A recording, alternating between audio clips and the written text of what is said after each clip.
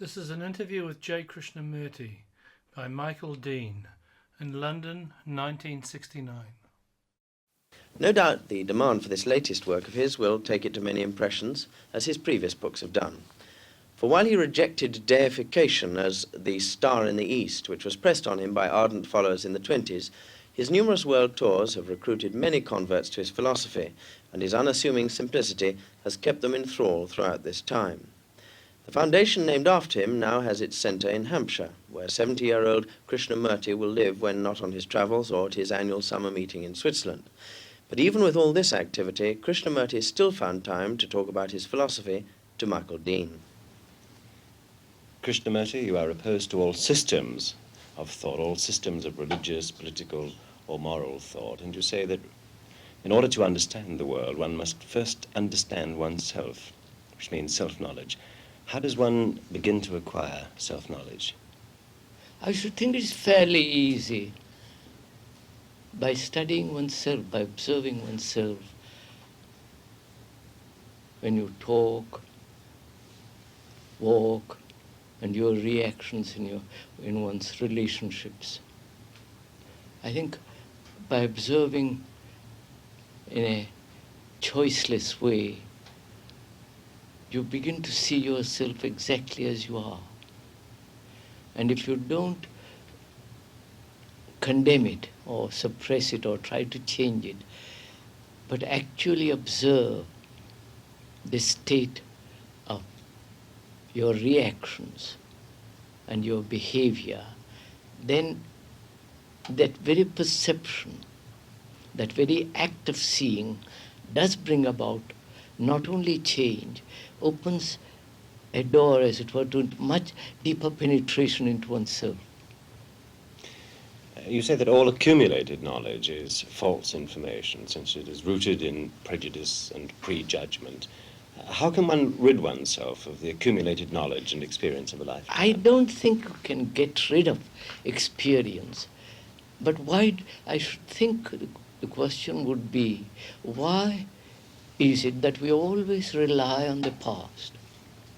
Why is it that for most of us, the past has such extraordinary significance, either the past or the future?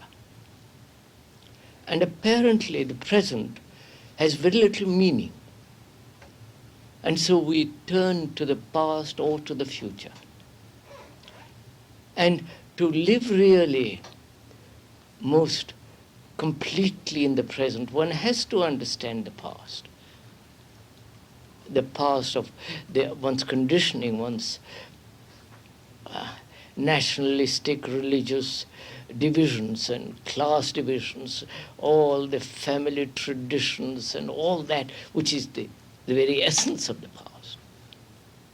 And unless one understands all that, I don't think it's possible to live so completely in the present. The things you've just talked about, the family structure, the tribal structures, isms, political beliefs and so on, these constitute society, do they not? Yes. You would be asking us somehow, by understanding ourselves, to withdraw from society. So, after all, the society and oneself is not so very different. One is the society. And the moral values which society has, which we as human beings have accepted, we have created those values. Our greed, our ambitions, our aggressiveness, brutality, and all the rest of it, it is part of this social structure. Each one of us is individually responsible. Individually, of course.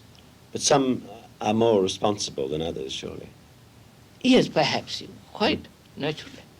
So it is not withdrawing from society, but if one understands the nature and the structure of society, which is oneself, then our relationship with other human beings will be entirely different.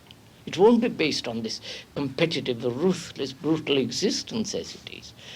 As we were saying just a few minutes ago, we have accepted war is the way of life, and our life is a battlefield. And so what we are suggesting is whether by understanding oneself, I think one goes beyond all this absurdities. And then perhaps one could find out for oneself what is truth, if there is God, if there is no God, and all the rest of that. But I don't see how one can go beyond, find out what there is, if there is something immense, unless one has laid a moral foundation. Not the social morality, which is not moral at all, but the very rejection of the social morality is to be moral. I don't know if I make myself clear. Indeed.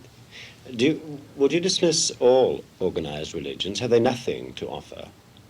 Perhaps at the beginning they had, but not now, surely. Which is organized religions merely is a propaganda, a repetition. For 2,000 years they have repeated certain things, and in India and elsewhere they have repeated for 10,000 years, or perhaps less. And so we keep on, we are part of that network, we are caught in it. The moment we repeat someone else's ideas, they lose their force. Of course, it's a lie. It's my repeating what the Buddha or X, Y, Z said, and it has no meaning in my life. What has meaning is the way I live. One must first then understand oneself. But this is the first step, I take it. Then one must change oneself. Completely, radically. That's where the difficulty lies. At any age? I mean, after all, a boy of 10 can't possibly understand all this, but fairly mature person.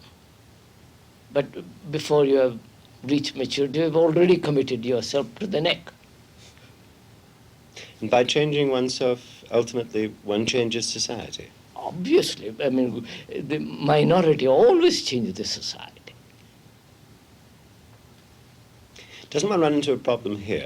It seems to me that the men who've most often changed society, men of power, have indeed always held the reverse philosophy, believing that they will first change man's environment. Yes, that's right. And that way change man. Yes. Now, it's unlikely, isn't it, that you'll persuade these men to change themselves? Oh, absolutely. They are beyond any form of change. They are fixed in their particular formula.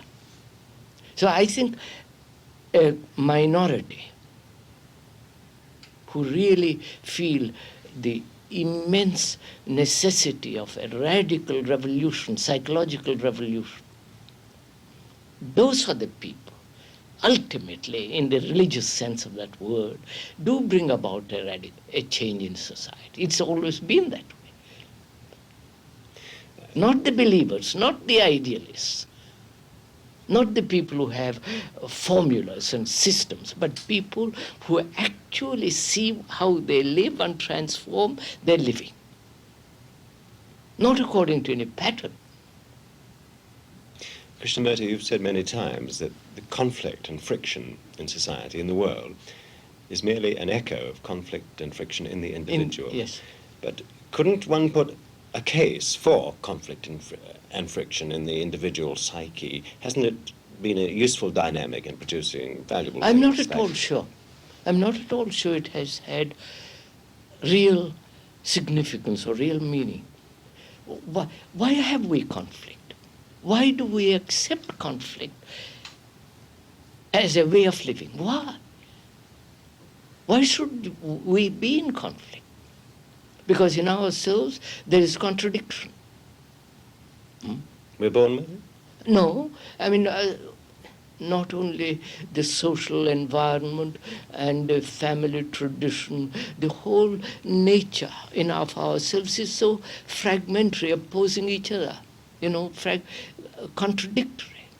I want one thing and inwardly I'm opposed to it, yet I'm committed to it outwardly.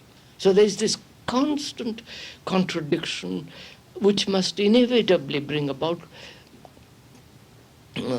struggle between two human beings and in oneself. And if struggle produces, as it may do occasionally, perhaps useful reforms, works of art, these aren't worth it? I am not at all sure that you really produce anything great through conflict.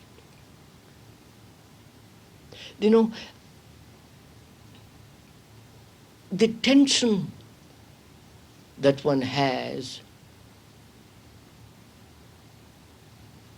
in contradiction. And if one if one has the capacity, a gift, then one uses that tension to write plays and, paint pictures and all the rest of it. But I think we must question whether it has any value at all in human relationship, conflict. After all, is love conflict? Is violence ever excusable? I should say not. You see, that's just it. We have accepted violence. We say, well, we have inherited from the animal, or it's part of the society in which we live. We accept it. But we don't say, well, let's see if we can't change the aggressive, brutal nature of man in ourselves. Isn't yours, your faith, for all its noble aspirations, in some ways a negative one? No, sir. No, I wouldn't call it negative. After all, by denying what is wrong, it's not negative. The very denial of something false is very positive. I mean, like nationalism, organized religions, and all the rest of it. When you deny that, you deny it because you understand it. You see the falseness of it, and very perception of that falseness is a most positive action. I want to ask you a last question. This is a word you reject, but I have to use it Please, because our do vocabulary any is word limited. You've been teaching for 40 years now. Do you think the world a better place now than it was when you began? I doubt it. Look here. See, what we are talking about is rather important and serious. And people don't want to be too serious about these things. They would rather be entertained religiously or philosophically or intellectually. And when you are not out to entertain people, there are very, very few who say, look, this is very serious, I must go into it completely and not take fragments, little bit of it. Do you have hope? I wouldn't use that word hope because that means you're discouraged or looking for encouragement. One states the facts and it's up to others to see it or not. And if I bring in my own personal feelings of like or dislike, then we enter into the false, hypocritical position of hope and despair and all that kind of thing. Krishnamurti, thank you.